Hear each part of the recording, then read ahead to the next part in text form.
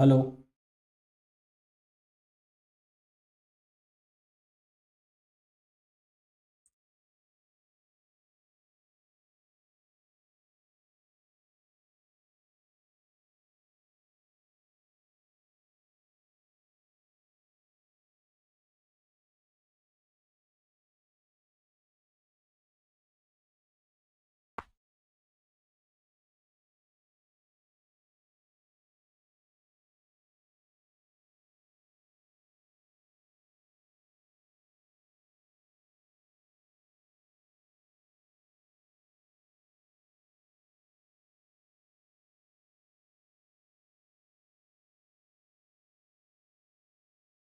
Hello everyone.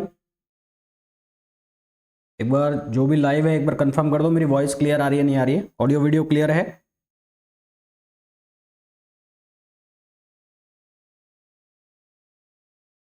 एक बार confirm कर दो ऑडियो वीडियो क्लियर है क्या।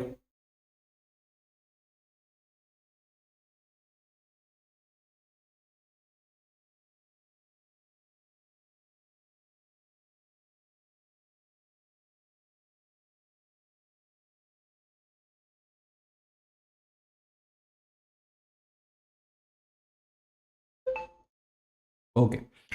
देखो, सॉलिड स्टेट फिजिक्स हमारा चल रहा था। मैंने कहा था कि लास्ट के जो दो लेक्चर्स रहेंगे वो थियोरेटिकल रहेंगे। तो आज का जो लेक्चर रहेगा और कल का जो लेक्चर रहेगा ये थियोरेटिकल लेक्चर रहेगा। रिमेनिंग जो पोर्शन बचता है लाइक बॉन्डिंग के बारे में हम जानेंगे, फिर कोहेजन एनर्जी, लैटिस एनर्जी। उसके बाद हालांकि डेरिवेशन वाली चीज़ें भी होती है पर वो हमें हमारे मतलब जो एग्ज़ाम है उसमें इतने नहीं पूछे जाते हैं, पर सिलेबस में भी नहीं है ऐसे तो। पर क्योंकि कहीं ना कहीं कुछ एक क्वेश्चन उससे मिलते जुलते हैं तो वो इसलिए हम करने वाले हैं। तो आज का जो सेशन है इसमें हम डिस्कस करेंगे जो बॉन्डिंग्स हैं वो, उसके अलावा कोहेजन एनर्जी है, और जो लैटिस एनर्जी है उसको हम डिस्कस करेंगे। उसके अलावा जो फोनोन्स होते हैं, फोनोन्स क्या होते हैं, उनके पीछे यू क्लैम प्रोसेस क्या होता है। फिर जो कल का लेक्चर होगा उसमें हम रिमेनिंग जो भी बचेगा हमारे पास, मतलब कि जो हमारे पास लैटिस वाइब्रेशंस होते हैं क्रिस्टल के, उनके जो डेरिवेशन के रिजल्ट आते हैं वो, और उसके अलावा फ्री इलेक्ट्रॉन थ्योरी के जो रिजल्ट्स होते हैं वो, डेबाय थ्योरी और जो आइंस्टीन की थ्योरी है, उन चीज़ों को हम कल डिस्कस करेंगे।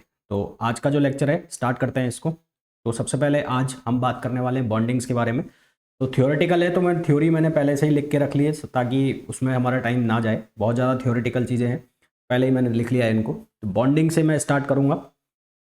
तो बॉन्डिंग का मतलब है कि दो जो एटम्स हैं या आयन्स हैं उनको होल्ड करने की एबिलिटी, यानी कि उनको साथ लाने की जो एबिलिटी होती है, उनको आपस में जुड़े रहने की जो एबिलिटी होती है, उसको हम नाम देते हैं बॉन्डिंग। दो एटम्स हैं या आयन्स हैं या मॉलिक्यूल्स हैं, जब वो साथ आने की उनकी एबिलिटी होती है, साथ रहने की उनकी एबिलिटी होती है, तो उसको हम नाम देते हैं बॉन्डिंग। यहाँ पर जो एटम्स या आयन के केस में बॉन्डिंग जो है वो 5 तरह की बॉन्डिंग हम पढ़ते हैं। पहली बॉन्डिंग होती है जिसको हम कहते हैं आयोनिक बॉन्डिंग। ऐसा कोई जरूरी नहीं है कि इसी ऑर्डर में आपको याद हो, कुल मिला के आपको ये याद होना चाहिए कि 5 तरह की बॉन्डिंग होती है। 5 तरह की अगर हम बॉन्डिंग की बात करें तो सबसे पहले हम जो बात कर रहे हैं वो है आयोनिक बॉन्डिंग। आयोनिक बॉन्डिंग का मतलब है जब एक इलेक्ट्रॉन का या इलेक्ट्रॉन का ट्रांसफर हो, जब एक आयन से दूसरे आयन, एक मॉलिक्यूल से एक एटम से दूसरे एटम में इलेक्ट्रॉन का ट्रांसफर हो, तो उसको हम कहते हैं आयोनिक बॉन्डिंग। इलेक्ट्रॉन का ट्रांसफर कब होगा? जब एक के पास ज़्यादा हो और दूसरे के पास कम हो। क्यों? क्योंकि हर एक एटम जो है वो अपनी जो आउटर वैलेंस शेल है उसको कंप्लीट करना चाहता है। वो कंप्लीट क्यों करना चाहता है? क्योंकि वो आना चाहता है स्टेबिलिटी की कंडीशन में। और स्टेबल कब होगा? या तो उसके पास कुछ एक्स्ट्रा है तो उसको बाहर निकाल दे, और या उसके पास कुछ कम पड़ रहा है वो उसको मिल जाए। एग्जाम्पल के लिए अगर मैं NaCl की बात करूं तो NaCl में Na सोडियम के पास जो है वो है 11 इलेक्ट्रॉन और Cl के पास है 17 इलेक्ट्रॉन। तो Na के पास से यदि एक चला जाएगा Cl के पास, तो Cl के पास अपने 18 पूरे हो जाएंगे। 18 पूरे हो जाएंगे यानी कि उसका जो आउटर शेल है उसमें इलेक्ट्रॉन्स कंप्लीट हो जाएंगे। कंप्लीट हो जाएंगे तो वो किस में आ जाएगा? वो आ जाएगा किस स्टेट में? स्टेबल स्टेट में। तो जो इलेक्ट्रॉन को देगा वो कहलाएगा इलेक्ट्रोपॉजिटिव, और जो इलेक्ट्रॉन को लेगा वो कहलाएगा इलेक्ट्रॉन नेगेटिव। तो जिसको इलेक्ट्रॉन मिलेंगे वो हो जाएगा नेगेटिव, जिसको इलेक्ट्रॉन जो इलेक्ट्रॉन देगा वो हो जाएगा पॉजिटिव। तो ये कहलाएगा इलेक्ट्रोपॉजिटिव, ये कहलाएगा इलेक्ट्रोपॉजिटिव, और ये जो है ये कहलाएगा इलेक्ट्रोनेगेटिव, ये कहलाएगा इलेक्ट्रोनेगेटिव। तो जो इलेक्ट्रॉन दे रहा है that is known as electropositive, जो इलेक्ट्रॉन ले रहा है वो इलेक्ट्रोनेगेटिव। तो कुल मिलाकर अगर मैं इन शॉर्ट बात करूं तो आयोनिक बॉन्डिंग किन के बीच में होगी? आयोनिक बॉन्डिंग इलेक्ट्रोपॉजिटिव और इलेक्ट्रोनेगेटिव जो एटम्स है या आयन्स है उनके बीच में होगी। Ionic bond is formed between electropositive and electronegative. Electropositive मतलब वो जिसने इलेक्ट्रॉन को दिया, इलेक्ट्रोनेगेटिव वो जिसने इलेक्ट्रॉन को लिया। एग्जाम्पल आपसे पूछे जाएंगे कि कौन कौन से एग्जाम्पल हो सकते हैं आयोनिक बॉन्डिंग के, तो एग्जाम्पल कौन कौन से हो सकते हैं? NaCl हो सकता है, LiF लिथियम फ्लोराइड हो सकता है, ZnS हो सकता है, NaBr सोडियम ब्रोमाइड इसके एग्जाम्पल हो सकते हैं।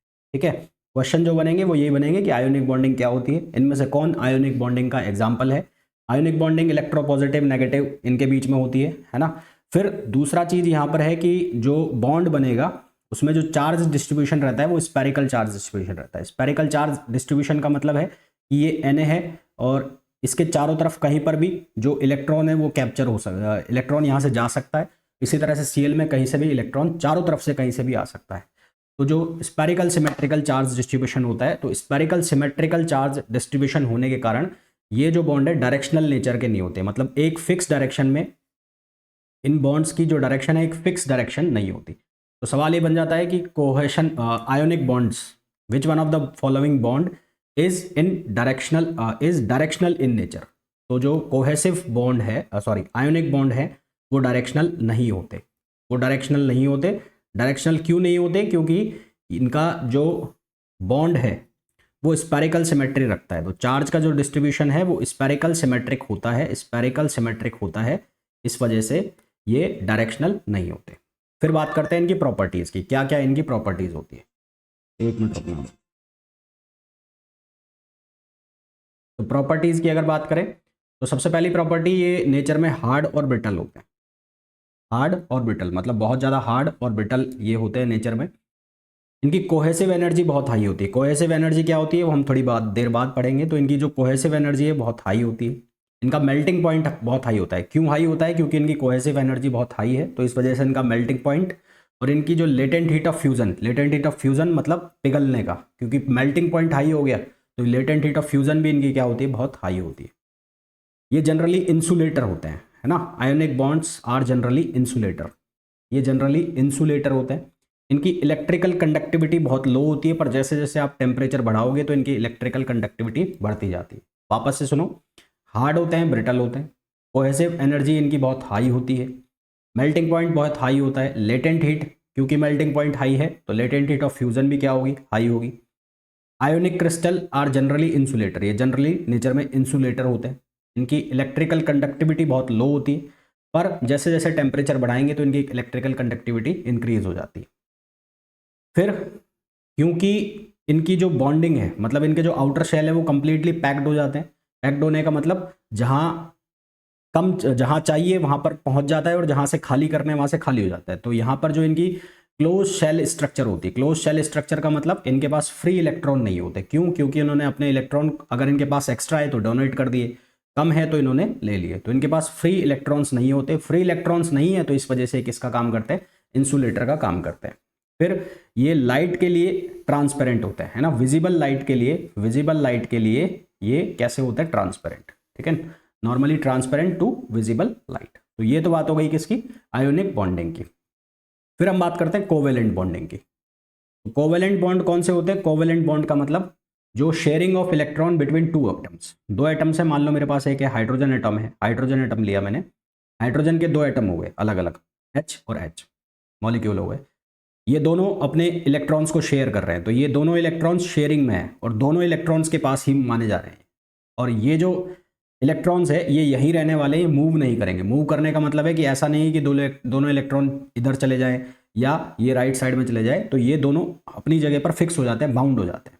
तो जब दो इलेक्ट्रॉन्स की शेयरिंग होती है, दो या दो से ज़्यादा इलेक्ट्रॉन्स की शेयरिंग होती है दो एटम्स के बीच में, और वो शेयरिंग के बाद जो पेयर इलेक्ट्रॉन बने वो अपनी जगह पर ही रहे, अपनी जगह पर ही रहे मतलब वहाँ पर फिक्स हो जाए, वो इधर उधर मूव नहीं करे, तो ऐसा जो बॉन्ड बनता है उसको हम कहते हैं कोवेलेंट बॉन्ड। ठीक है, आगे चल के एक और बॉन्ड हम पढ़ेंगे कोवेलेंट बॉन्ड जैसा ही, और वो कोवेलेंट बॉन्ड जैसा ही बॉन्ड जो होगा उसको हम नाम देंगे मेटालिक बॉन्ड। तो मेटालिक बॉन्ड में और कोवेलेंट बॉन्ड में डिफरेंस क्या रहेगा?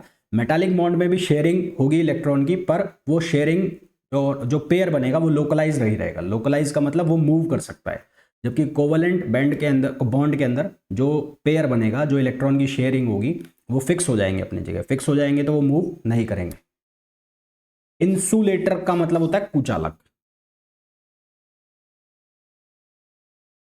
इंसुलेटर का मतलब होता है कुचालक, जिसमें से लाइट जो है, लाइट करंट का ट्रांसफर नहीं हो सकता। इंसुलेटर का मतलब है जिसमें से करंट फ्लो नहीं हो सकता, वो इंसुलेटर कहलाते हैं। कंडक्टर वो जिसमें से करंट का ट्रांसफर हो जाता है, इंसुलेटर वो जिसमें से करंट का ट्रांसफर नहीं होता।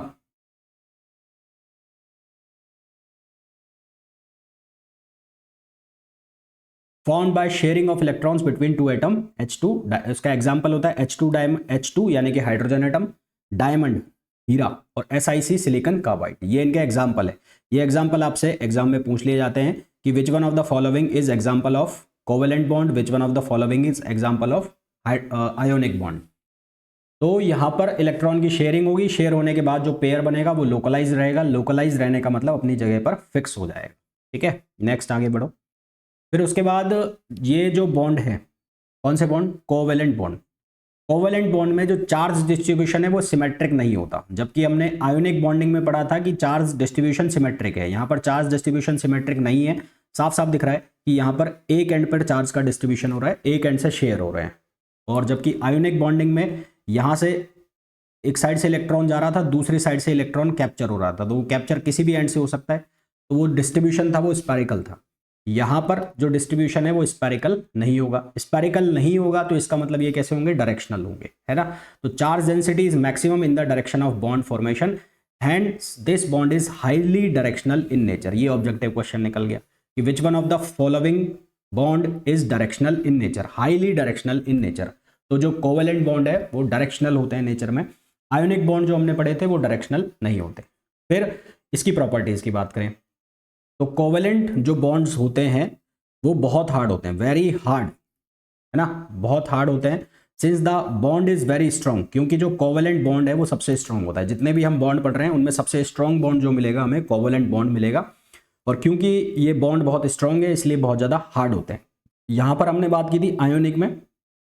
आयोनिक में क्या था? ये हार्ड थे और ब्रिटल थे। यहाँ पर क्या है कि बहुत हार्ड है पर ब्रिटल नहीं है ना। तो एग्जाम्पल इसका क्या हो गया? डायमंड हो गया। इसका एग्जाम्पल क्या हो गया? डायमंड। इनका जो dielectric constant independent of applied field. इनका जो डाइलेक्ट्रिक कांस्टेंट का मतलब क्या होता है? जो इलेक्ट्रिक फील्ड में आप पढ़ते हो के पढ़ते हो ना, के, और हम पढ़ते हैं एप्सिलॉन आर, रिलेटिव परमिटिविटी, उसको कहते हैं डाइलेक्ट्रिक कांस्टेंट। तो वो डिपेंड यहाँ पर किस पे नहीं करता? अप्लाइड फील्ड, कि फील्ड लगाया जा रहा है नहीं लगाया जा रहा है उस बात पर ये अप्लाइड नहीं करता, डिपेंड नहीं करता है। तो फिर तीसरी चीज क्या है? Conductivity of covalent crystal varies over a wide range. Conductivity जो है किसकी? कोवेलेंट क्रिस्टल की। एक कोवेलेंट क्रिस्टल की जो कंडक्टिविटी है उसकी बहुत सारी रेंज हो सकती है, मतलब उसकी अलग अलग रेंज में होता है। जैसे कि डायमंड जो है, डायमंड एक कोवेलेंट बॉन्ड से बनता है, पर डायमंड क्या है? एक इंसुलेटर है। डायमंड क्या है? इंसुलेटर है। जबकि जर्मेनियम और सिलिकॉन की बात करें तो वो होते हैं सेमीकंडक्टर, उनके बीच में भी कोवेलेंट बॉन्डिंग होती है। और वहीं उसके अलावा अगर हम बात करें तो जैसे ग्रे टिन है, जो ग्रे टिन है वो किसके क्या होता है? कंडक्टर होता है। तो कंडक्टिविटी जो है वो टेम्परेचर बढ़ने के साथ साथ बढ़ेगी यहाँ पर, परंतु उसके अलावा भी इसमें तीनों तरह की चीज़ें पाई जा रही हैं। जैसे कि हमने बात की थी जब आयोनिक बॉन्डिंग की, तो आयोनिक बॉन्डिंग में हमें क्या मिला था? वो इंसुलेटर है। आयोनिक बॉन्डिंग में जनरली हमने क्या बात की थी? वो इंसुलेटर है। जबकि जो कोवेलेंट बॉन्ड है वो किसी केस में वो सेमीकंडक्टर का काम कर रहे हैं, किसी केस में वो इंसुलेटर का काम कर रहे हैं, और किसी केस में वो कंडक्टर का काम कर रहे हैं। यानी कि इसकी जो कंडक्टिविटी है उसकी बहुत सारी रेंजेस हैं। डायमंड जो है इंसुलेटर है, जर्मेनियम सिलिकॉन की बात करें तो वो सेमीकंडक्टर है, और ग्रे टिन की बात करें तो वो किसका काम कर रहा है? कंडक्टर का काम कर रहा है। और कंडक्टिविटी जो है वो टेम्परेचर बढ़ने के साथ बढ़ रही है। और यही केस हमने किसके केस में भी देखा था? यही केस हमने देखा था कंडक्टिविटी का, आयोनिक बॉन्डिंग के केस में भी, कि टेम्परेचर बढ़ने के साथ कंडक्टिविटी वहाँ पर भी इंक्रीज हो रही थी। तो ये दो बॉन्ड की बात हमारे पास बात हो गई। एक हो गया आयोनिक बॉन्ड, एक हो गया कोवेलेंट बॉन्ड। अब हम बात करते हैं मेटालिक बॉन्ड की। मेटालिक बॉन्ड ऐसे ही बॉन्ड होते हैं जिसमें भी जो बॉन्ड बनता है वो शेयरिंग ऑफ इलेक्ट्रॉन से बनता है है ना, जिसके अंदर भी बॉन्ड जो बनता है वो शेयरिंग ऑफ इलेक्ट्रॉन से बनता है, परंतु यहाँ पर जो शेयर्ड इलेक्ट्रॉन पेयर है, मतलब जो शेयरिंग हुई है वो कोवेलेंट बॉन्ड के केस में वो फिक्स थी, वो अपनी जगह पे फिक्स हो गए, लोकलाइज्ड हो गए, पर यहाँ पर ये लोकलाइज्ड नहीं होंगे। ये जो पेयर बनेगा, इलेक्ट्रॉन पेयर जो शेयर करेगा, ये फिक्स नहीं होगा, ये मूव कर सकता है ना। तो shared electron pair can move with in the solid, तो ये सॉलिड के अंदर अंदर मूव कर सकता है। तो ये दोनों ये बहुत बड़ा डिफरेंस है कोवेलेंट बॉन्डिंग में और मेटालिक बॉन्डिंग में, या ऐसा भी कह सकते हो कि इन दोनों में डिफरेंस करने का एक तरीका है। इसके एग्जाम्पल क्या क्या हो सकते हैं? इसके एग्जाम्पल हो सकते हैं कॉपर, Ag, Fe मतलब फेरस, ETC। सवाल जो बनेंगे इनके, क्वेश्चन जो बनेंगे इनके एग्जाम्पल से बनेंगे कि कौन सा किसका एग्जाम्पल है। जैसे मेटालिक बॉन्डिंग के कौन सा एग्जाम्पल है, ये क्वेश्चन पूछ लिया आपसे। आपसे ये पूछ लिया कि जो कोवेलेंट बॉन्ड है उसके कौन कौन से एग्जाम्पल है। आपसे ये पूछ लिया कि जो आयोनिक बॉन्डिंग है उसके कौन कौन से एग्जाम्पल है। फिर इनके प्रॉपर्टीज से क्वेश्चन निकाले जा सकते हैं, है ना। तो ये थ्योरेटिकल चीज़ें हैं। अब जैसे कि इसकी प्रॉपर्टीज़ की बात करें तो ये गुड कंडक्टर होते हैं। गुड कंडक्टर मतलब मेटालिक, मेटल जहाँ पर नाम आ गया वहाँ पर सीधी सी बात है, वहाँ पर वो कंडक्टर होगा। जहाँ पर भी मेटल नाम आ गया तो वो कंडक्टर होगा, मतलब यहाँ से ईजिली जो करंट इलेक्ट्रिसिटी है वो फ्लो कर सकती है। टेंसाइल स्ट्रेंथ इनकी बहुत ज़्यादा हाई होती है। क्यों होती है? क्योंकि जो आयन्स और इलेक्ट्रॉन्स हैं उनके बीच में स्ट्रॉन्ग अट्रैक्शन होता है। आयन्स और इलेक्ट्रॉन्स है उनके बीच में स्ट्रॉन्ग अट्रैक्शन होता है, इसलिए इनकी जो टेंसाइल स्ट्रेंथ है वो बहुत ज़्यादा होती है। इनकी थर्मल और इलेक्ट्रिकल कंडक्टिविटी हाई होती है, मैंने बोला अभी। और फिर मेटल क्रिस्टल, ये जितने भी क्रिस्टल होते हैं मेटालिक क्रिस्टल, इनकी साइज अनलिमिटेड होती है। साइज अनलिमिटेड होती है मतलब इनको कितना भी बड़ा बनाया जा सकता है, कितना भी छोटा बनाया जा सकता है। क्यों ऐसा होता है? क्योंकि ये अनसैचुरेटेड होते हैं नेचर में, अनसैचुरेटेड नेचर में होते हैं। तो ये तीन तरह की हमारे पास बॉन्डिंग हो गई अभी तक। एक हो गया आयोनिक बॉन्डिंग, एक हो गया कोवेलेंट बॉन्डिंग, एक हो गया मेटालिक बॉन्डिंग। आयोनिक बॉन्डिंग जब हमने बात की तो वो बॉन्ड बन रहा है किस किस के बीच में? इलेक्ट्रोपॉजिटिव इलेक्ट्रोनेगेटिव के बीच में। फिर उसके एग्जाम्पल जो हमने देखे आयोनिक बॉन्डिंग के, आयोनिक बॉन्डिंग के हमारे पास कौन कौन से एग्जाम्पल हो गए? आयोनिक बॉन्डिंग के हमारे पास एग्जाम्पल हो गए थे NaCl, LiF, NaBr, ZnS। फिर हमने कोवेलेंट बॉन्डिंग देखी जहाँ पे शेयरिंग ऑफ इलेक्ट्रॉन थी पर वो शेयर्ड इलेक्ट्रॉन पेयर लोकलाइज था। उसके एग्जाम्पल थे hydrogen atom, diamond, silicon carbide. Properties आपको इनकी अलग से याद रखनी पड़ेगी। फिर हमने बात की मेटालिक बॉन्डिंग की। मेटालिक बॉन्डिंग में जिसमें शेयरिंग ऑफ इलेक्ट्रॉन हो रहा है परंतु वो जो पेयर ऑफ इलेक्ट्रॉन है वो लोकलाइज नहीं है, यानी कि वो सॉलिड के अंदर मूव कर सकता है। एग्जाम्पल इसके क्या क्या थे? कॉपर, Ag, फेरस, ये इसके क्या होते हैं? एग्जाम्पल होते हैं। फिर हम बात करते हैं wonder wall bonding. Wonder wall bonding जितने भी बॉन्डिंग है उनमें सबसे वीक टाइप की बॉन्डिंग है ना। 5 तरह की हम बॉन्डिंग पढ़ने वाले हैं, उन सभी में वीकेस्ट जो बॉन्ड बनेगा वो वंडर वॉल बॉन्डिंग बनेगा। वंडर वॉल बॉन्ड जो जनरली है वो इनर्ट गैस एटम्स के बीच में बनता है। वंडर वॉल बॉन्ड जो है जनरली इनर्ट गैस एटम्स के बीच में बनता है।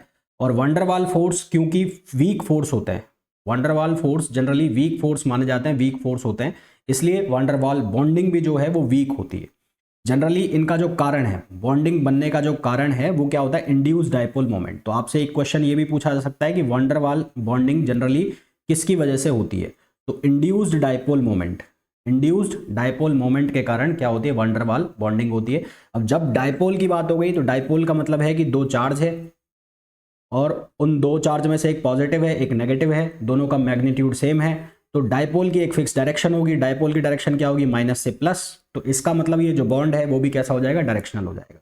तो ये जो वंडरवाल फोर्स है, ये वंडरवाल बॉन्डिंग है, ये नेचर में कैसी होती है? डायरेक्शनल होती है। एग्जाम्पल इसके क्या होते हैं? इनर्ट गैस, जितनी भी मैंने आपको बताया इनर्ट गैस एटम्स हैं वो क्या बनाते हैं? वंडरवाल बॉन्डिंग बनाते हैं। जैसे कि हीलियम की बात कर लें हम, जैसे कि हम नियॉन की बात कर लें, जैसे आर्गन की बात कर लें, सॉलिड आर्गन की बात कर लें, तो ये सारे क्या बनाते हैं? वंडरवाल बॉन्डिंग बनाते हैं। उसके बाद नेक्स्ट हम बात करें कि इसकी प्रॉपर्टीज की, तो ये वीक होते हैं बॉन्डिंग में क्योंकि वंडरवाल फोर्स जो है वो वीक माने जाते हैं। इनर्ट गैस क्रिस्टल जो बनते हैं, इनर्ट गैस क्रिस्टल, वो ब्रिटल होते हैं। ब्रिटल होते हैं, ब्रिटल होंगे। ब्रिटल चीज का मतलब है जिसको आप नीचे गिराओगे तो वो जल्दी से टूट जाएगी। ब्रिटल चीज का मतलब है नीचे गिराते ही टूट जाए, तो ये ब्रिटल होते हैं। ब्रिटल होते हैं तो इनकी स्ट्रेंथ क्या होती है? कम होती है, गिरते ही टूट जाते हैं। आयोनाइजेशन एनर्जी इनकी हाई होगी। आयोनाइजेशन एनर्जी का मतलब है कि किसी एटम को आयोनाइज करना, आयोनाइज करना है ना, उसको उसकी लोअर स्टेट से उठाकर हायर स्टेट में ले जाना, that is known as ionisation. तो इनको आयोनाइज करने के लिए आपको बहुत ज़्यादा एनर्जी देने की जरूरत होती है, इसलिए हाई आयोनाइजेशन एनर्जी होती है। इनकी जो जनरली स्ट्रक्चर होती है एफसीसी स्ट्रक्चर के मिलते हैं, जनरली जितने भी इसके क्रिस्टल बनेंगे वो एफसीसी स्ट्रक्चर के मिलते हैं, उसमें भी क्यूबिक। एफसीसी में भी कौन से मिलते हैं? क्यूबिक। अगर हीलियम 3 और हीलियम 4 को छोड़ दिया जाए, एक्सेप्ट हीलियम 3 और हीलियम 4। इसके अलावा वंडरवाल बॉन्ड्स जो होते हैं, वंडरवाल बॉन्डिंग जो होती है वो इंसुलेटर होते हैं, यानी कि इसके जो भी क्रिस्टल बनेंगे वो नेचर में इंसुलेटर होंगे और इलेक्ट्रोमैग्नेटिक रेडिएशन के लिए ट्रांसपेरेंट होते हैं। जैसे हमने आयोनिक बॉन्डिंग के केस में पढ़ा था कि विजिबल लाइट्स के लिए वो ट्रांसपेरेंट होते हैं, इसी तरह से वंडरवाल बॉन्डिंग के लिए ये इलेक्ट्रोमैग्नेटिक रेडिएशन के लिए ट्रांसपेरेंट होते हैं। ये बात हो गई किसकी? वंडरवाल बॉन्डिंग की। फिर हम बात करते हैं पांचवा bond, hydrogen bond. Hydrogen bond क्या होता है? जब एक कोवेलेंट बॉन्ड हाइड्रोजन एटम और highly electronegative atom like oxygen या क्लोरीन इनके बीच में बने। जब एक कोवेलेंट बॉन्ड हाइड्रोजन एटम जरूरी है ना, हाइड्रोजन एटम और हाइड्रोजन एटम के साथ ही एक highly electronegative atom like oxygen, like chlorine, उनके बीच में जब बॉन्डिंग हो रही है, hydrogen is a must element, hydrogen होना ही होना चाहिए, तो वो बॉन्डिंग जो बनेगी उसको हम कहेंगे हाइड्रोजन बॉन्डिंग। ठीक है। Then shared electron pair attached more towards electronegative atoms, और जो शेयर्ड इलेक्ट्रॉन पेयर होगा वो ज़्यादा अट्रैक्ट होगा, ज़्यादा किधर की तरफ जाएगा? वो इलेक्ट्रोनेगेटिव एटम की तरफ जाएगा। एग्जाम्पल के लिए आप H2O की बात कर लो, यहाँ पर हाइड्रोजन भी और ऑक्सीजन भी, जो कि इसकी रिक्वायरमेंट है। ठीक। और इसका जो फॉर्मेशन हो रहा है वो परमानेंट डायपोल मोमेंट की वजह से हो रहा है। परमानेंट डायपोल मोमेंट का मतलब क्या हुआ? जैसे मैं ऑक्सीजन H2O का लिए बनाता हूँ, H2O के लिए, तो H2O का स्ट्रक्चर कुछ ऐसा बनता है, तो ये नेगेटिव हो गया, ये पॉजिटिव हो गया, ये पॉजिटिव हो गया, तो इसमें डायपोल बनेगा, वो ऐसे जाएगा और ऐसे जाएगा। तो मान लो ये P1 है और ये P2 है, और P1 और P2 मैग्नीट्यूड में सेम हो गए, तो इनका जो रिजल्टेंट जाएगा वो ऐसे जाएगा निकल के। तो ये स्ट्रॉन्ग डायपोल मोमेंट है ना, ये स्ट्रॉन्ग डायपोल मोमेंट है। जबकि यहाँ पर जो डायपोल मोमेंट था वो इंड्यूस डायपोल मोमेंट था। तो सवाल ये आपसे पूछ लिया जाएगा कि इनमें से कौन सा जो बॉन्ड है वो इंड्यूस डायपोल मोमेंट की वजह से बन रहा है, और इनमें से कौन सा जो बॉन्ड है वो परमानेंट डायपोल मोमेंट की वजह से बन रहा है। तो परमानेंट की वजह से बन रहा है हाइड्रोजन बॉन्डिंग, और इंड्यूस डायपोल मोमेंट की वजह से बन रहा है कौन सा? Van der Waals bonding. Permanent electric dipole moment is the source of hydrogen bonding, है ना। हाइड्रोजन बॉन्डिंग मेनली किसकी वजह से हो रही है? परमानेंट इलेक्ट्रिक डायपोल मोमेंट की वजह से हो रही है। यहां तक बात क्लियर है क्या भाई? The reason of hydrogen bonding is bond formation between highly electronegative atom and hydrogen. This bond is directional in nature, जो मैंने आपको बताया ये नेचर में डायरेक्शनल होता है। तो हमने जो जितने भी बॉन्ड पढ़े, सबसे पहले हमने पढ़ा आयोनिक बॉन्ड, फिर हमने पढ़ा कोवेलेंट बॉन्ड, फिर हमने पढ़ा कौन सा बॉन्ड? मेटालिक बॉन्ड, फिर हमने पढ़ा कौन सा बॉन्ड? वंडरवाल बॉन्ड, फिर हमने पढ़ा कौन सा बॉन्ड? ये वाला हाइड्रोजन बॉन्ड। तो इन पांचों में से अगर मैं आयोनिक को बाहर कर दूं तो बाकी के चार डायरेक्शनल हैं, केवल और केवल आयोनिक जो है वो डायरेक्शनल नहीं है। क्यों? क्योंकि उसमें जो चार्ज डिस्ट्रीब्यूशन है वो स्पेरिकल है, बाकी चारों डायरेक्शनल होता है। तो ये क्वेश्चन भी बन गया कि which one of the following is not directional bonding, इनमें से कौन डायरेक्शनल बॉन्डिंग नहीं है। तो हर लाइन में एक क्वेश्चन बन रहा है, हर लाइन में एक क्वेश्चन बन रहा है। यहां तक क्लियर है चीजें?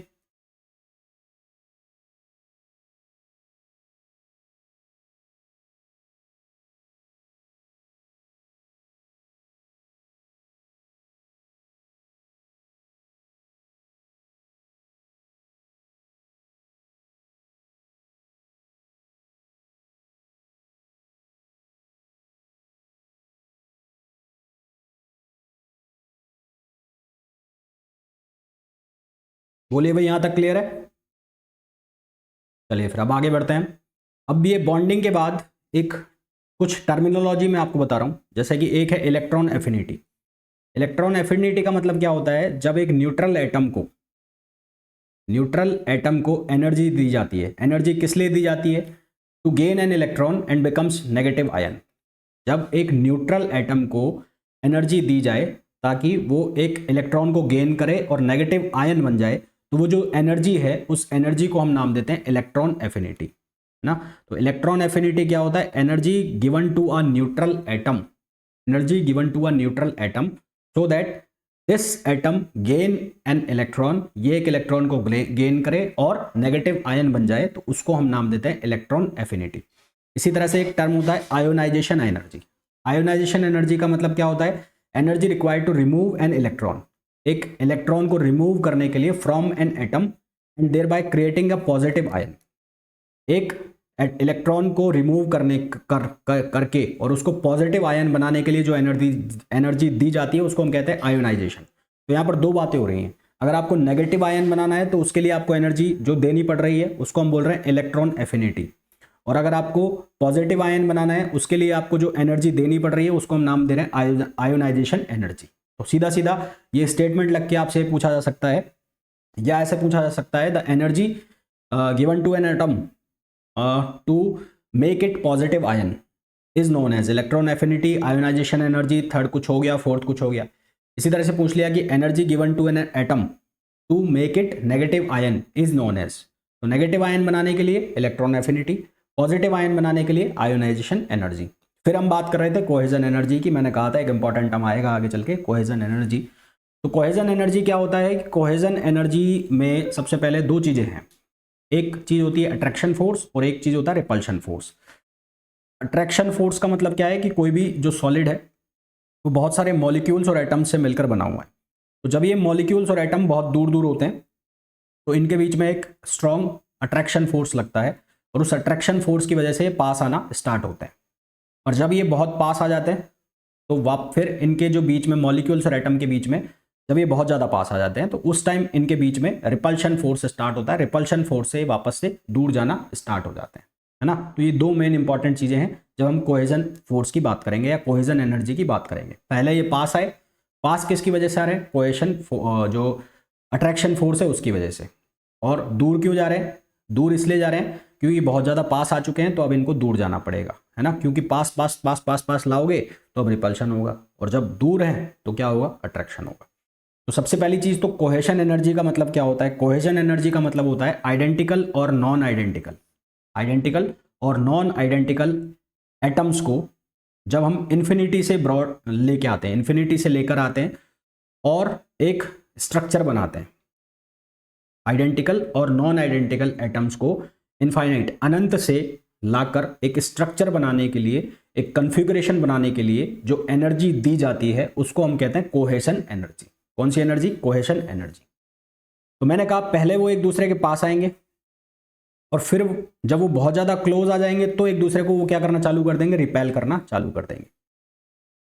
तो जब बहुत ज़्यादा पास आएंगे और दूर जाएंगे तो दो तरह के फोर्स लग रहे हैं। पहले में फोर्स लग रहा है अट्रैक्शन फोर्स, दूसरे में फोर्स लग रहा है रिपल्शन फोर्स। और फोर्स एसोसिएट होगा किसके साथ, पोटेंशियल एनर्जी के साथ। और हम ये जानते हैं कि फोर्स और पोटेंशियल एनर्जी में क्या रिलेशन होता है, F equals to minus dV/dr, जहां V का मतलब होता है पोटेंशियल एनर्जी, V का मतलब होता है पोटेंशियल एनर्जी, ठीक है। अब चाहे अट्रैक्शन हो रहा है और चाहे रिपल्शन हो रहा है, अट्रैक्शन हो रहा है चाहे रिपल्शन हो रहा है, दोनों ही केस में पोटेंशियल एनर्जी तो आ रही है।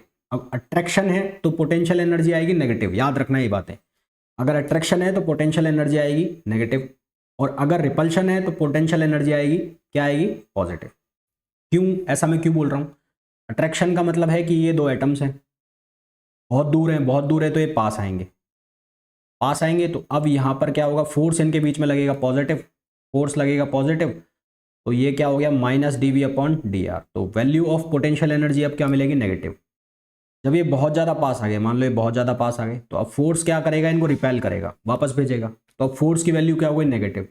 नेगेटिव हो जाएगी तो नेगेटिव नेगेटिव क्या दे देगा, नेगेटिव नेगेटिव क्या दे देगा, पॉजिटिव। तो अब जो पोटेंशियल एनर्जी जनरेट होगी वो कौन सी होगी, पॉजिटिव।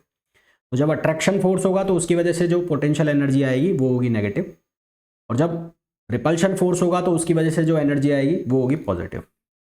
इन दोनों एनर्जी का जो कॉम्बिनेशन है वो कहलाएगा टोटल एनर्जी, वो क्या कहलाएगा, टोटल एनर्जी। तो attraction force gives rise to a negative potential और repulsion force give rise to a positive potential. Attraction force की वजह से नेगेटिव और रिपल्शन फोर्स की वजह से नेगेटिव पोटेंशियल डेवलप होगा। यहाँ पर मैंने एक ग्राफ बनाया है, यहाँ पर वाई एक्सिस पर इसको लिखा है मैंने V का मतलब है टोटल एनर्जी, जो कि दो तरह की एनर्जी से मिलकर बनी है, एक अट्रैक्शन एनर्जी और एक रिपल्शन एनर्जी। तो ये है टोटल एनर्जी। इस टोटल एनर्जी को हमने लिखा है इलेक्ट्रॉन वोल्ट में। एक्स एक्सिस पर हमने डिस्टेंस लिया है r, एक्स एक्सिस पर हमने किसको लिया है, डिस्टेंस को लिया है। ये ग्राफ उल्टे चल रहे हैं, उल्टे, है ना, यानी कि ये लेफ्ट टू राइट नहीं चल रहे हैं, राइट टू लेफ्ट चल रहे हैं, राइट टू लेफ्ट चल रहे हैं, राइट टू लेफ्ट चला रहा हूं मैं। जैसे कि मैं रिपल्शन के केस में बात करूं, रिपल्शन एनर्जी स्ट्रांग होगी, रिपल्शन एनर्जी स्ट्रांग होगी जब एटम्स के बीच की डिस्टेंस बहुत कम होगी। तो एटम्स के बीच की डिस्टेंस बहुत कम है, तो उस केस में रिपल्शन एनर्जी बहुत हाई है। जैसे जैसे एटम्स के बीच की डिस्टेंस बढ़ती जाएगी तो रिपल्शन एनर्जी की वैल्यू कम होती जाएगी। आप देख पा रहे हैं डॉटेड जो कर्व है, डॉटेड जो कर्व है रिपल्शन एनर्जी का कर्व है। तो जो एटम्स के बीच की डिस्टेंस बहुत हाई है तो रिपल्शन एनर्जी बहुत कम होती जा रही है, पैरेलल टू द एक्सिस हो गई। और जब जब एटम्स के बीच का सेपरेशन बहुत कम है, सेपरेशन बहुत कम है, तो उस केस में रिपल्शन एनर्जी बहुत हाई है। इसी तरह से जब एटम्स के बीच की डिस्टेंस बहुत कम है, एटम्स के बीच की डिस्टेंस बहुत कम है, तो जो अट्रैक्शन एनर्जी है उसकी नेगेटिव वैल्यू बहुत ज़्यादा है। स्टॉप हो गया है, देखने दो एक बार, रुको एक बार। हम्म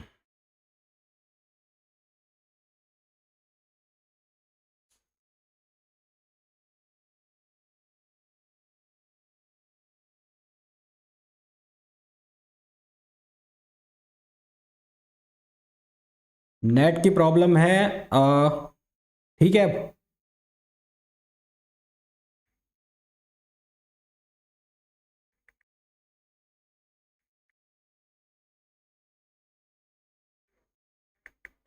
ड्यू टू वेदर,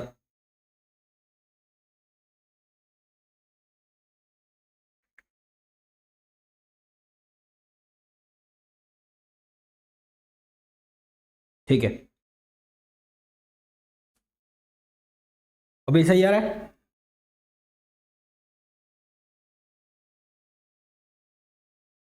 ठीक ठीक ठीक।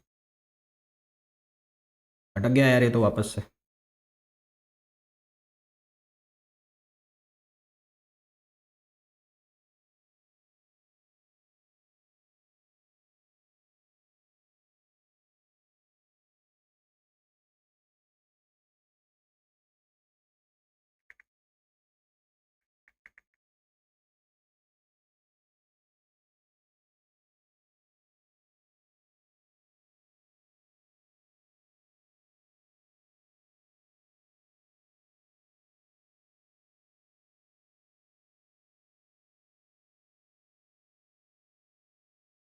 देखो अभी ये आई थिंक वेदर की वजह से नेट का प्रॉब्लम है, तो चल जाए तो ठीक है, बहुत अच्छी बात है, नहीं तो इसको रिकॉर्डेड में देख लेना।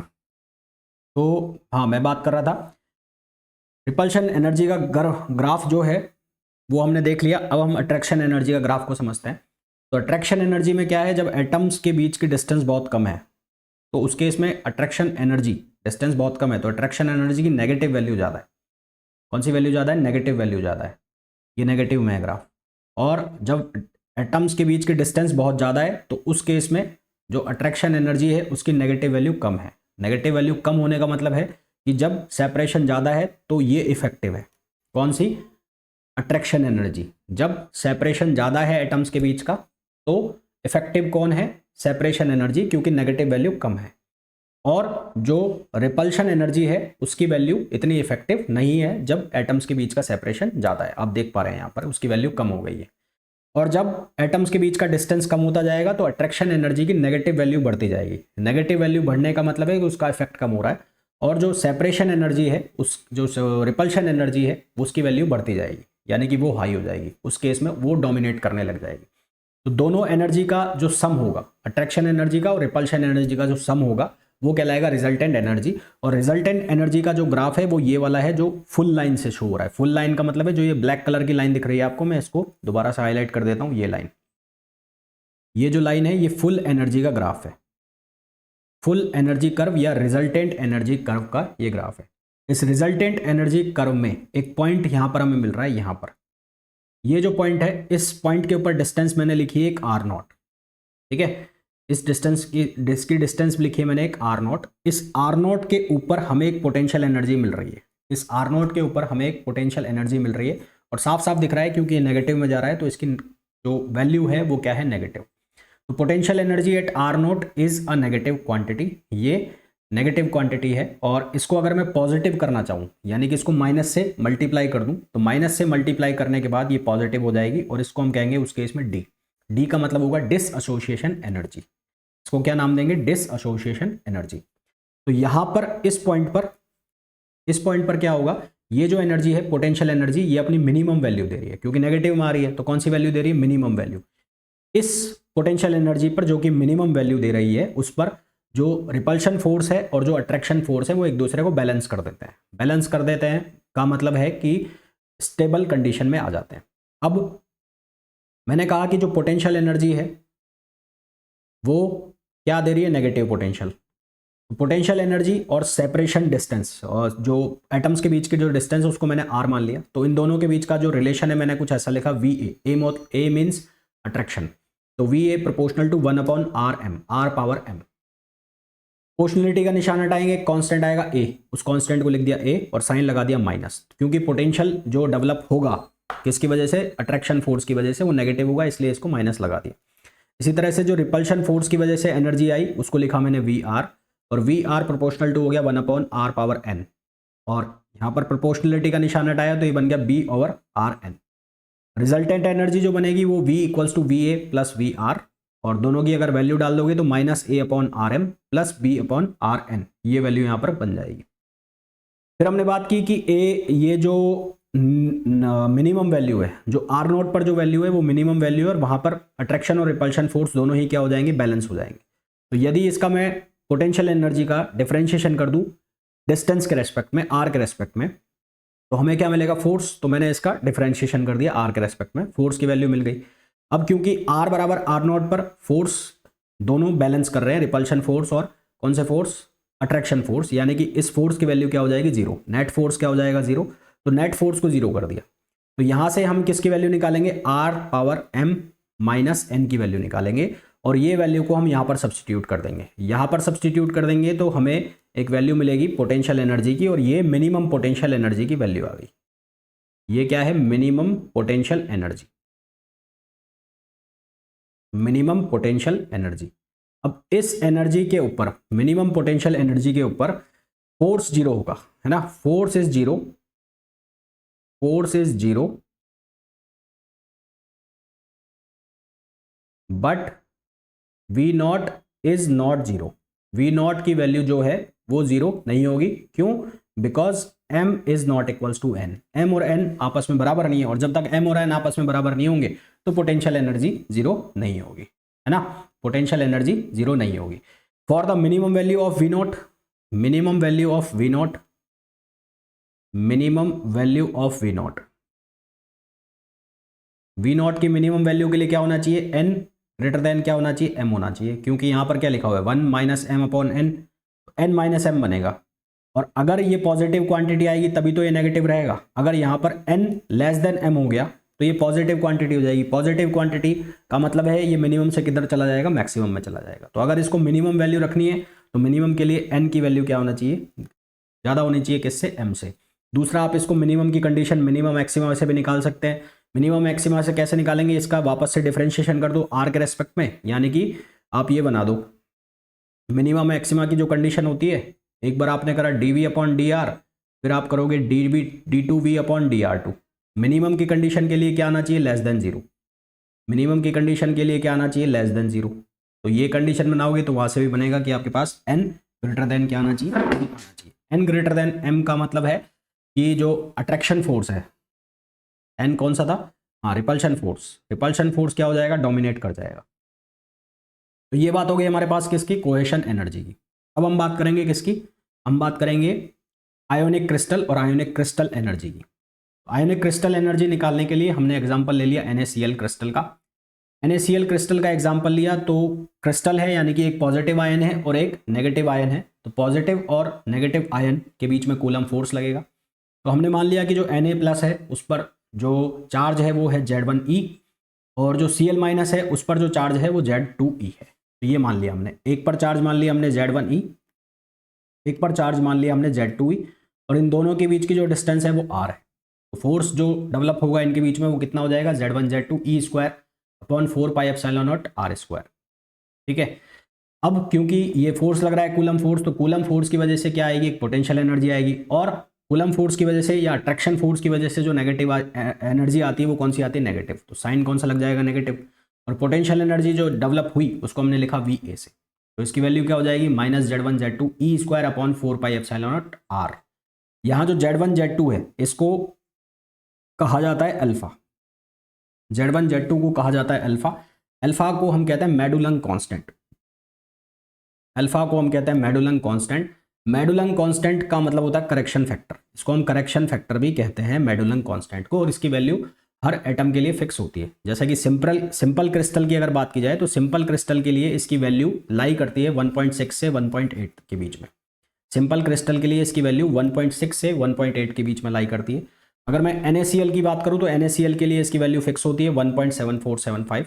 अगर मैं CaCl क्रिस्टल की बात करूं तो उसके लिए वैल्यू फिक्स होती है 1.7626।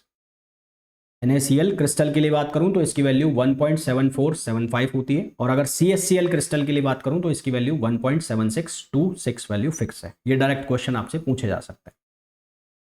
एटम्स जब बहुत पास पास आते जाएंगे तो उनके बीच में कौन सी एनर्जी एक्टिवेट हो जाएगी? सेपरेशन एनर्जी, यानी कि separation force, repulsion force active हो जाएगा। तो जब आयोनिक क्रिस्टल बहुत पास आएंगे तो उनके बीच में कौन लग जाएगा? रिपल्सिव फोर्स लग जाएगा। रिपल्सिव फोर्स की वजह से कौन सी एनर्जी डेवलप होगी? Repulsive energy. तो रिपल्सिव पोटेंशियल एनर्जी यहाँ पर डेवलप हो गई, जिसको हमने लिख दिया VR से। VR किसके इक्वल था? B/Rn। तो वो B/Rn हो गया। तो टोटल जो एनर्जी बनेगी दोनों का क्या हो जाएगा? सम। तो V इक्वल्स टू हो जाएगा VA प्लस VR। वैल्यू डाल दी VA की और किसकी? VR की। इक्विलिब्रियम की कंडीशन बनानी है तो इसको किसके डिफरेंशिएट करना है और किसके बराबर करना है? 0 के। तो यहाँ से सॉल्व करेंगे तो हमें किसकी वैल्यू मिलेगी? B की। और B की वैल्यू इस इक्वेशन में डाल देंगे तो ये क्या आ जाएगी? एनर्जी। तो ये कौन सी एनर्जी आ गई? ये आ गई आयोनिक एनर्जी। ये डायरेक्ट ऑब्जेक्टिव क्वेश्चन है। ये क्या आ गई? Ionic energy. ऑब्जेक्टिव क्वेश्चन है आयोनिक एनर्जी। और ये वाली जो एनर्जी थी ये कौन सी एनर्जी थी? ये कोहेसन एनर्जी, कोहेसिव एनर्जी। ये कौन सी एनर्जी थी? Cohesive energy. यहाँ क्या है? -A/R0 power m, 1 - m/n। और यहाँ जो फॉर्मूला आ रहा है वो क्या आ रहा है? -α(E²/4πε0r0 1 - 1/n। तो ये दो एनर्जी आपको याद रखनी पड़ेगी। एक होगी कोहेसिव और एक होगी कौन सी? Ionic energy. तो ये तो बात हो गई आयोनिक बॉन्डिंग की और एनर्जी। अब इसके बाद हम बात करते हैं नेक्स्ट लैटिस वाइब्रेशन की। लैटिस वाइब्रेशन क्या मतलब क्या होता है कि जैसा कि मैंने आपको कहा कि एक सॉलिड जो है वो एटम्स और मॉलिक्यूल से मिलकर बना हुआ है। अब क्योंकि सॉलिड के अंदर जो एटम्स और मॉलिक्यूल्स हैं वो एक दूसरे को अट्रैक्ट करते हैं, तो अट्रैक्ट जब वो एक दूसरे को करते हैं तो एक दूसरे के पास पास आते हैं, और जब वो पास आते हैं एक दूसरे के तो उनके बीच की डिस्टेंस क्या होने लग जाती है? कम होने लग जाती है। उनके बीच की जब डिस्टेंस कम होने लग जाती है तो कौन सा फोर्स एक्टिव हो जाता है? रिपल्सिव फोर्स एक्टिव हो जाता है। रिपल्सिव फोर्स एक्टिव होता है तो वापस से उनके बीच में कौन सी एनर्जी काम करने लग जाती है? Repulsion energy. तो वापस से किधर जाने लगते हैं? दूर जाने लगते हैं। फिर हमने एक इक्विलिब्रियम की कंडीशन निकाली थी। इक्विलिब्रियम की कंडीशन वो थी जहां पर अट्रैक्शन फोर्स और रिपल्शन फोर्स एक दूसरे के इक्वल हो गए थे। तो जब वो दूर जाने लगते हैं तो एक ऐसी पोजीशन आती है जहां पर अट्रैक्शन फोर्स और रिपल्शन फोर्स एक दूसरे के इक्वल हो जाते हैं। उस कंडीशन को हम क्या नाम देते हैं? इक्विलिब्रियम की कंडीशन। इक्विलिब्रियम की कंडीशन में क्योंकि दोनों ही फोर्स काम नहीं कर रहे हैं, ना तो कौन सा फोर्स? अट्रैक्शन फोर्स, और ना कौन सा फोर्स? रिपल्शन फोर्स, परंतु उनके बीच में इंटर एटॉमिक इंटरेक्शन हो रहा है। इंटर एटॉमिक इंटरेक्शन हो रहा है। तो उस इंटर एटॉमिक इंटरेक्शन के कारण इंटर एटॉमिक इंटरेक्शन मतलब बातचीत चल रही है। तो इंटर एटॉमिक इंटरेक्शन के कारण जो मॉलिक्यूल्स हैं वो अपनी जगह पर पड़ा पड़ा वाइब्रेट करना स्टार्ट कर देता है ना। उसकी जगह पर बैठा बैठा वो वाइब्रेट करना स्टार्ट कर देता है, और उस वाइब्रेशन को हम क्या नाम देते हैं? लैटिस वाइब्रेशन, है ना। उस वाइब्रेशन को हम क्या नाम देते हैं? Lattice vibration. तो इक्विलिब्रियम की पोजीशन पर इंटर एटॉमिक अट्रैक्शन के कारण जो मॉलिक्यूल्स हैं जो अपनी मेन पोजीशन पर ही बैठे बैठे वाइब्रेट कर रहे हैं, तो उस वाइब्रेशन को हम क्या नाम देते हैं? Lattice vibration. लैटिस वाइब्रेशन को हम किस तरह से समझ सकते हैं? आपने सुना होगा, आपने पढ़ा होगा SHM के अंदर कपल्ड ऑसिलेटर। तो कपल्ड ऑसिलेटर कैसे होते हैं? ऐसे होते हैं, मतलब एक के बाद एक ऑसिलेटर जुड़े हुए हैं। तो ये जुड़ा हुआ है, तो कपल्ड ऑसिलेटर है यहाँ पर। तो लैटिस वाइब्रेशन में भी क्या होगा? एक जो सॉलिड है, सॉलिड के अंदर बहुत सारे मॉलिक्यूल है, तो एक मॉलिक्यूल ये है, एक मॉलिक्यूल ये है, एक मॉलिक्यूल ये है, ऐसे मॉलिक्यूल्स जुड़े हुए हैं, बहुत पास पास है। तो कपल्ड ऑसिलेटर में क्या होता है? कपल्ड ऑसिलेटर में होता है कि अगर मैं इसको डिस्टर्ब करता हूँ, तो ये भी डिस्टर्ब होगा, और इसको अगर इधर की तरफ डिस्टर्ब करता हूँ तो ये भी इधर की तरफ डिस्टर्ब होगा। अब क्योंकि इन पार्टिकल्स मॉलिक्यूल्स के बीच के डिस्टेंस बहुत कम है, तो ये अपनी जगह पर वाइब्रेट कर रहा है, तो ये किसको डिस्टर्ब करेगा, इसको भी डिस्टर्ब करेगा, तो ये भी डिस्टर्ब होगा, ये डिस्टर्ब होगा तो ये भी डिस्टर्ब होगा, ये भी डिस्टर्ब होगा तो ये भी डिस्टर्ब होगा। तो एक तरह से हमें ऐसा दिखाई देगा कि इन वाइब्रेशन के कारण वेव्स चल रही हैं, तो हमें यहाँ पर वेव्स चलती हुई दिखाई देंगी, वेव का प्रोपोगेशन दिखाई देगा, और वो वेव का जो प्रोपोगेशन है वो कुछ ऐसे होगा। तो वेव्स प्रोपोगेट होती दिखाई देंगी, यहाँ पर वेव प्रोपोगेट हो गई, और ये जो वेव हैं जो लैटिस वाइब्रेशन के कारण डेवलप हुई हैं, ये जो वेव हैं जो लैटिस वाइब्रेशन के कारण डेवलप हुई हैं, इनको हम कहते हैं इलास्टिक वेव्स। कौन सी वेव्स कहते हैं, इलास्टिक वेव्स। तो waves produced due to lattice vibration, lattice vibration के कारण जो वेव्स डेवलप होती हैं, प्रोड्यूस होती हैं, उनको हम कहते हैं इलास्टिक वेव्स, है ना। एक होती है इलेक्ट्रोमैग्नेटिक वेव्स, मैं बात कर रहा हूं इलास्टिक वेव्स की। तो इलास्टिक वेव्स क्यों डेवलप हुई, waves due to lattice vibration, lattice vibration की वजह से जो वेव्स डेवलप हुई हैं उनको हम कहते हैं इलास्टिक वेव्स। ठीक, आगे आते हैं, बात करो। फिर एक चीज आती है फोनोन। एक आपने नाम सुना है फोटोन, और फोटोन के जैसा ही एक नाम होता है फोनोन।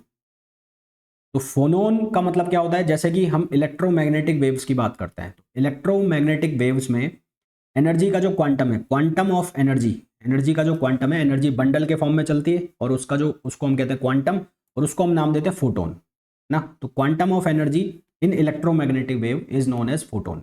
इसी तरह से इलास्टिक वेव्स जो कि लेटेस्ट वाइब्रेशन के कारण डेवलप हुई है, तो उसका जो क्वांटम हुआ, quantum of energy in elastic waves, उसको हम नाम देंगे फोनोन। तो फोटोन जो शब्द है वो है इलेक्ट्रोमैग्नेटिक वेव से जुड़ा हुआ, और जो फोनोन जो शब्द है वो किससे जुड़ा हुआ है, इलास्टिक वेव से, है ना। ईएम वेव्स से रिलेटेड है फोटोन, और फोनोन रिलेटेड है किससे, इलास्टिक वेव से। ठीक, फोनोन जो फोटोन है यानी कि ईएम वेव से जो रिलेटेड है, वो ट्रैवल कर सकता है वैक्यूम में भी, है ना, उसको मीडियम की कोई रिक्वायरमेंट नहीं है। फोनोन जो है वो ट्रैवल करेगा मीडियम में, फोनोन ट्रैवल करेगा मीडियम में, और किस स्पीड के साथ, साउंड की स्पीड के साथ, जबकि फोटोन किससे ट्रैवल करता है, लाइट की स्पीड से, और जो फोनोन है वो किसकी स्पीड से ट्रैवल कर रहा है, साउंड की स्पीड से। यहाँ पर ध्यान देने वाली बात यह है कि किसकी स्पीड से ट्रैवल कर रहा है, साउंड की स्पीड से। कौन, फोनोन। फोनोन की जो एनर्जी है उसको हम वैसे ही लिखेंगे जैसे फोटोन की एनर्जी को लिखते हैं, एच न्यू, इसको भी हम एच न्यू से भी लिख सकते हैं, इसको हम एच कट ओमेगा से भी लिख सकते हैं, इसको हम एच कट वी, ये वी है V, H cut V K का मतलब है wave propagation vector, H cut V K, V का मतलब है वेलोसिटी ऑफ फोनोन। तो वेलोसिटी ऑफ फोनोन के फॉर्म में भी इसकी एनर्जी को शो किया जा सकता है, यानी कि शो करने के तीन तरीके हैं, H new, H cut omega, omega का मतलब है एंगुलर फ्रिक्वेंसी, और H cut V K, V का मतलब है वेलोसिटी ऑफ फोनोन। इसकी जो वाइब्रेशन स्पेक्ट्रम है इसकी फोनोन की, उसकी बहुत सारी रेंज, बहुत वाइड रेंज होती है। बहुत वाइड रेंज का मतलब है इसकी जो फ्रिक्वेंसी की रेंज है वो 10 पावर 14 से और 10 पावर 12 हर्ट्ज तक है। 10 पावर 14 से और 10 पावर 12 हर्ट्ज तक है, 14 ये नहीं, 4 है सॉरी, 10 पावर 4 से लेकर और 10 पावर 12 हर्ट्ज तक इसकी रेंज होती है। 10 पावर 4 से 10 पावर 12 तक इसकी रेंज है फ्रिक्वेंसी, जिसमें lower part of frequency, lower part मतलब 10 पावर 4 वाला, lower part lies in acoustic region, जो कम फ्रिक्वेंसी वाला पार्ट है वो लाई करता है अकाउस्टिक रीजन में, और इस अकाउस्टिक रीजन का मतलब है इसके अंदर कौन सी वेव्स होंगी, sound waves in crystal lattice. तो क्रिस्टल लैटिस के अंदर कौन सी वेव्स होंगी, साउंड वेव्स। हाई फ्रिक्वेंसी वाला पार्ट जो है वो लाई करता है इंफ्रारेड रीजन में, हाई फ्रिक्वेंसी वाला पार्ट जो है वो लाई करता है इंफ्रारेड रीजन में, और इंफ्रारेड रीजन में लाई करेगा तो यहाँ पर ये एनालॉगस हो जाएगा, किसके एनालॉगस हो जाएगा, ब्लैक बॉडी रेडिएशन के, है ना। थर्मल वाइब्रेशंस की वजह से ये थर्मली एक्साइटेड हो जाएंगे फोनोन्स, और ये ब्लैक बॉडी रेडिएशन की तरह बिहेव करने लग जाएंगे। जिस तरह से फोटोन बोस आइंस्टीन स्टैटिस्टिक्स को फॉलो करता है, उसकी स्पिन जीरो होती है, उसी तरह फोनोन जो है उसकी स्पिन भी कितनी होती है, जीरो होती है, और ये भी बोस आइंस्टीन स्टैटिस्टिक्स को फॉलो करता है। फोटोन के लिए हमने ये पढ़ा था कि उसमें नंबर ऑफ मॉलिक्यूल्स का, number of molecules per unit volume का जो फॉर्मूला होता है 1/e⁻h⁻⁰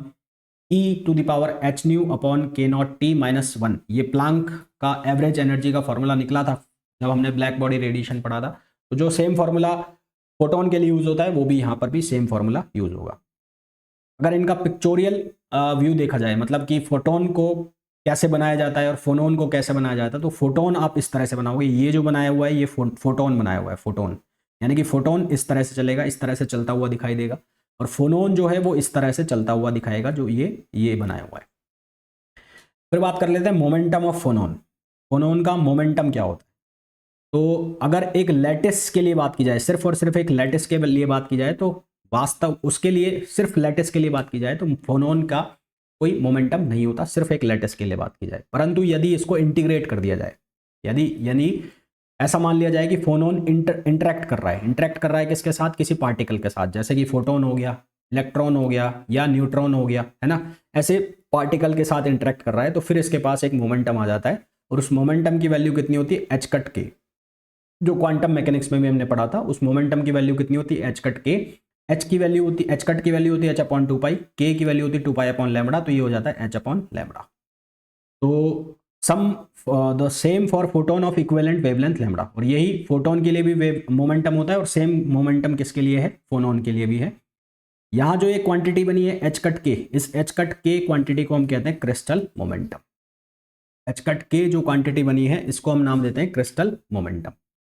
फिर एक प्रोसेस आता है जिसको हम कहते हैं नॉर्मल प्रोसेस, या इसको एन प्रोसेस भी बोला जाता है, इसको एन प्रोसेस भी बोलते हैं। एन प्रोसेस हमने पढ़ा था ब्रैग्स डिफ्रैक्शन लॉ, है ना। तो as we know Bragg's equation, Bragg equation को हमने रेसिप्रोकल लैटिस के फॉर्म में जब पढ़ा था, तो वहां पर ऐसा लिखा गया था, K vector K prime vector is equals to K plus G, ये बना था। ये ब्रैग इक्वेशन के केस में बना था, जी रेसिप्रोकल लैटिस वेक्टर था, और के प्राइम और के जो थे वो क्या थे? वो थे वेव प्रोपोगेशन वेक्टर, जो मैग्नीट्यूड में दोनों एक दूसरे के क्या थे? इक्वल थे। मैंने क्या किया, इन दोनों को एच से, इन पूरी दोनों साइड को मैंने एच से मल्टीप्लाई कर दिया, एच कट से। तो ये लिख दिया मैंने एच कट के, और इसको लिख दिया एच के, और इसको लिख दिया मैंने एच जी, ऐसा लिख दिया मैंने।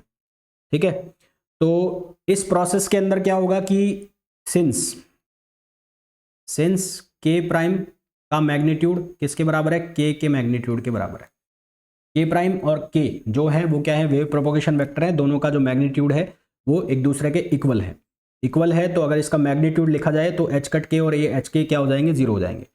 तो इस प्रोसेस के अंदर जो क्रिस्टल है वो as a whole recoils with momentum H G. तो ये जो बन गया मोमेंटम, भाई एच कट के जो था, एच कट के ये क्या था? मोमेंटम। अब ये क्या बन रहा है? मोमेंटम बन रहा है, ये मोमेंटम है, ये मोमेंटम है, तो ये मोमेंटम है।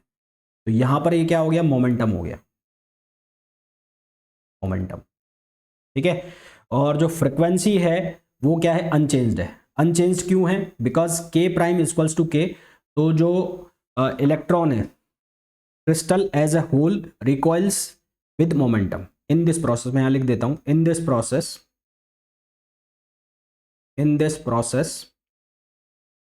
crystal as a whole recoils with a momentum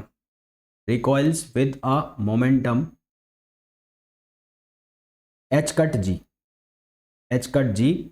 and the frequency of incident and the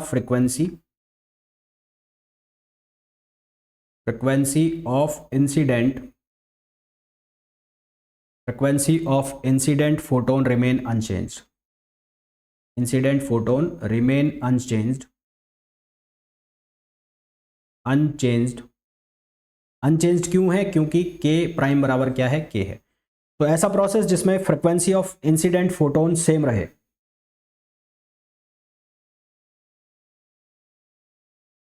H cut होगा, हाँ एच कट। ऐसा प्रोसेस जिसमें फ्रीक्वेंसी ऑफ फोटोन अनचेंज रहे, frequency of incident photon unchange रहे, और स्कैटर्ड फोटोन की frequency और incident photon की फ्रीक्वेंसी दोनों सेम रहे, तो उस प्रोसेस को हम नाम देते हैं नॉर्मल प्रोसेस। ठीक है, तो process in which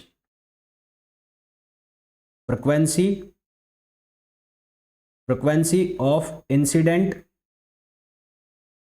photon is same as of scattered photon. Scattered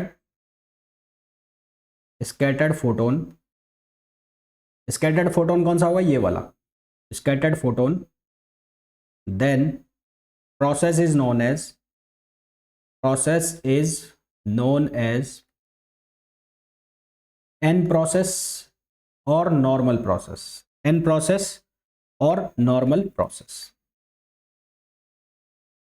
n process और normal process। इस प्रोसेस को हम क्या नाम देते हैं, n process और normal process।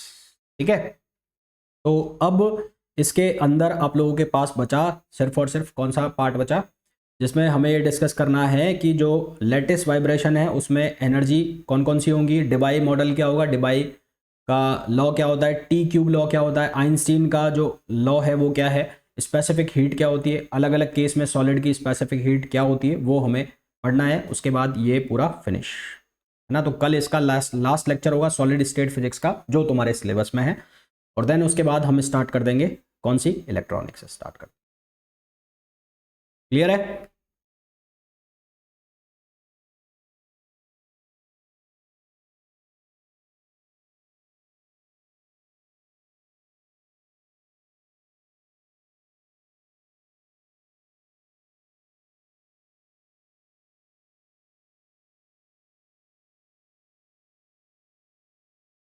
ये मैं शेयर कर देता हूँ अभी, ये नोट्स पूरे लिखे हुए हैं, अगर इसको तुम्हें उतारना है तो एज इट इज उतार लेना अपनी कॉपी में, सारा लिखा हुआ है जो।